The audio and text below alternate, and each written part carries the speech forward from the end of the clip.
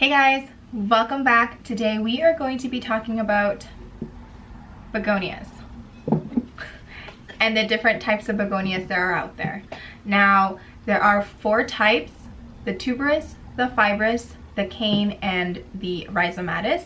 But today we are going to be focusing on the cane types. And I suppose I'm going to show you how I propagate and pot them up. And if you like videos like this, please hit the subscribe button, drop a comment down below, and give me a thumbs up, and we'll just get right into it. So this guy right here is actually the Begonia Sinbad, and this one brings me so much joy. So this type, like I had mentioned, or for all of the ones that I'm going to be talking about today, they're all cane types. Now the cane types are the angel wings. You can see that the wings are kind of pointing downwards, and the blooms, the flowers that it gives me is just so pretty. Now, like I said, the fibrous type and the tuberous types, I do believe those are the ones that are grown outdoors.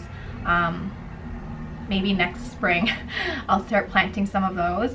And then we have the rhizomatous type, and those ones are interesting. I personally don't own one, and I do believe that they're kind of like grown from stubby stems, and the leaves are fuzzy and they just have like really unique coloration. They just don't do it for me, but these guys do. The leaves on these are stunning, just absolutely stunning. And with that said, although there are 4 types of begonias out there, there's probably like 1,000 different species and different varieties. I'm just gonna stick to one type and show you what I have and what has worked for me and how I've been propagating and sharing my plants. Okay, so now that that's out of the way, we'll start with the types that I have. Now, I do have a Begonia Frosty, and like I had shown you earlier, this is my Sinbad. And I do find that these are very similar in terms of their leaves, but as you can see, the foliage is so different. So this guy actually has bigger, I guess, white spots, and the spots on these guys are much more fine. And underneath, it's supposed to be blush. You can see like some of the blush coloration coming through. And same with these guys here. You see some pink and blush coming in. But honestly, if I had to choose between, I'd probably go for the Sinbad, just because it took me the longest to get my hands on, and the little blooms that it gives is just so cute. Now, these guys are super easy to propagate. I'm going to show you the mother plant of the Sinbad. It's this guy right here. Now, I know it's looking really sad and droopy, but that's just because I need to water it. I do find that the begonias are a little bit finicky in the sense that, you know, depending on the light that you're giving it, how much humidity, it's a little bit finicky, but it's not too bad. So all of my begonias actually just sit in normal room temperature, normal humidity. I don't do anything too crazy for it, but maybe for this one I might, just because it hasn't really given me much growth, so I'm gonna have to do something about it. I think this one is easiest to show you. So you kind of just look at where you want to cut in between the nodes, and then stick it in water. So that's what I did with the Begonia Sinbad. I just took a cutting, several cuttings, put it in water, and this is what it looks like months later.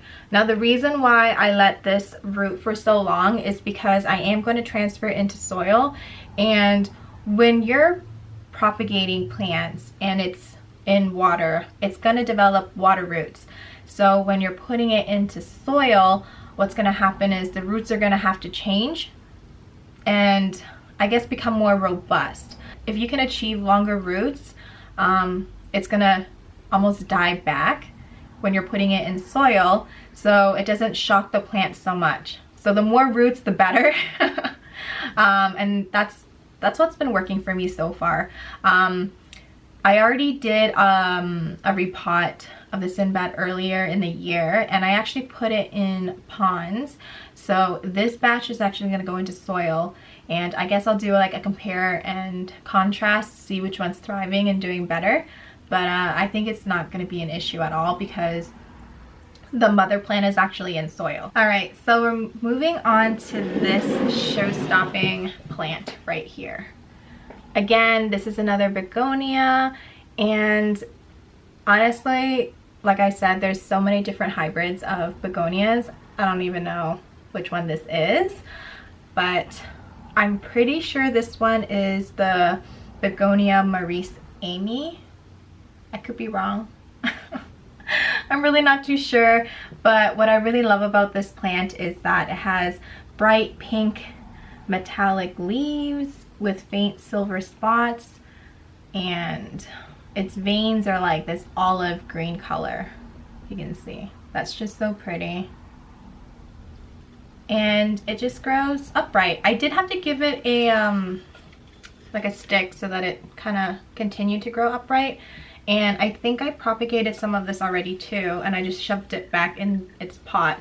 So some of the leaves started to grow pointing upwards like this when it should be pointing downwards like that. But you know what? It gives it some character. And lastly, my Begonia maculata. You guys have seen this before. It's just stunning. Like the polka dotted leaves, the red backing. It's a super fast grower, and yeah, I really don't have any complaints. So I did take a few cuttings from this guy before, and I potted it back up in the same pot. Now, with that said, it looks more full now. I personally don't like how this is just very tall in comparison to the rest. So like, I think I'm gonna trim it back down to here. So I'm gonna go ahead and do that now. Oh, I think tofu just made an appearance. So you can actually propagate this right here. So I'm probably going to cut right here. The reason for that is because the plant can only sustain so much. When you add more leaves, like if you take a cutting and there's several leaves on it and you're trying to propagate it, it's not going to be successful just because there's just so many leaves that it needs to provide energy and nutrients for. So I try to actually leave 2 or 3 leaves on. So this is actually pretty good, but quite honestly, when I put it in water, this leaf is probably gonna die off, and that's okay because these 2 new fresh leaves are really pretty. So I guess I'll just put it in water now. And here we are.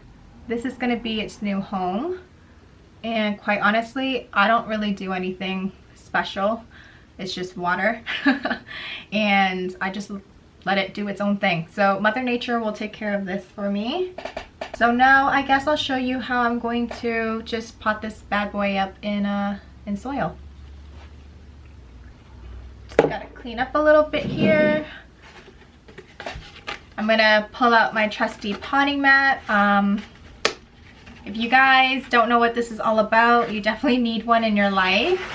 The reason for that is because it's a quick and easy way of making your mess and cleaning it up. I put buttons on the corners for you guys so that you could snap them in place. That way the soil is contained and it's an easy way to clean up. So here you go. This is what it looks like. And what's actually really nice about my potting mats is that it is waterproof. So that means that you can actually water your plants on this potting mat and it'll be okay. All right, so here we go. Over here we have some soil. I do know that they prefer more of a rich soil, but I don't really have that right now. And they prefer well draining. This is actually my chunky mix right over here, but the other plants are doing pretty well in the same type of soil, so I'm not too concerned about that. So we'll just put this to the side and grab some pots and my plant. So we're gonna be repotting this guy today, and I showed you all the roots earlier. I don't know if I can show you here, but it's doing pretty good. And it's definitely in need of a repot or transfer to soil, just because you can see like the leaves are starting to change and die off over here. That's not good. That means, at least I think, when it starts to look like this and it's been sitting in water for so long, it's nutrient deficient. So let's make it happy.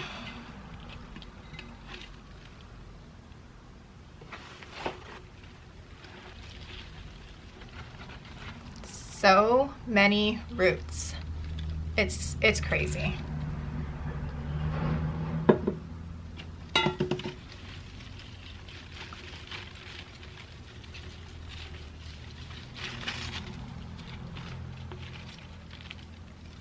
Actually, I think I'm gonna leave these two alone.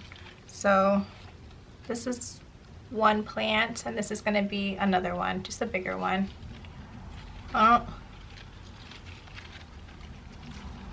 Or maybe, oh, okay, so I think, get rid of some of the dead stuff.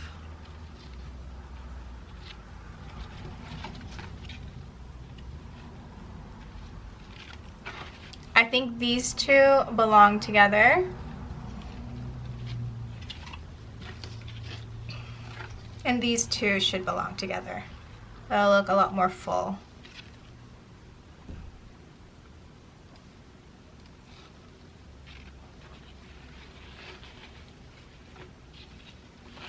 And like I said, I like to pluck off and remove any of the leaves that kind of look not so cute.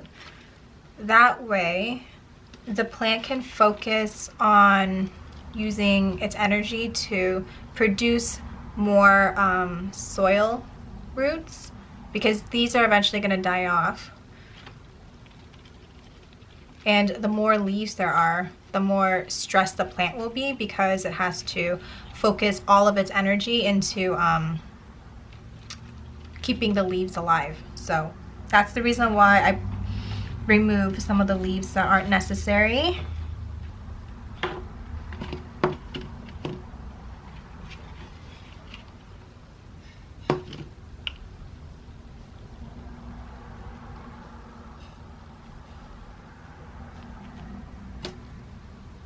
And I'm also going to remove some of the mushy stems. So this was actually quite mushy and it came off very easily, so there's that.